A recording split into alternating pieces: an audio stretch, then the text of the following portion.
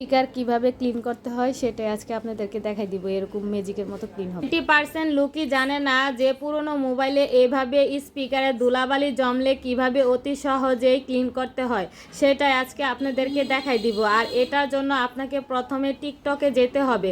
তো সবার মোবাইলেই তো টিকটক থাকে, তো সবাই প্রথমে টিকটকে গিয়ে সার্চ অপশনে যাবেন।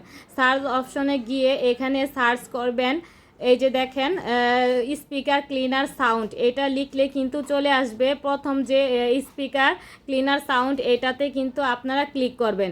আর এটাতে ক্লিক করার পর এই যে দেখেন যে প্রথম অপশনটা আসবে ভিডিওটা, এটাতে ক্লিক করবেন। আর এটাতে ক্লিক করার পরই শুরু হয়ে যাবে আপনার মোবাইলের আওয়াজ। তো আওয়াজটা পেয়ে কেউ ভয় পাবেন না, আমি কিন্তু প্রথমে ভয় পেয়ে গিয়েছিলাম যখন ট্রাই করছিলাম।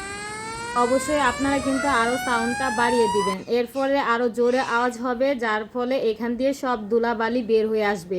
আর আমার মোবাইলটা যেহেতু নতুন তাই কোনো ধুলাবালি বের হচ্ছিল না।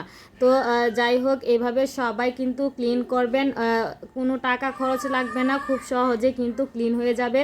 যাদের পুরনো মোবাইল আছে দেখবেন স্পিকারে কিন্তু অনেক ধুলাবালি জমে যায়, তারা এভাবে কিন্তু ক্লিন করে নিতে পারেন। ভিডিওটি ভালো লাগলে অবশ্যই সবার মাঝে ছড়িয়ে দিবেন।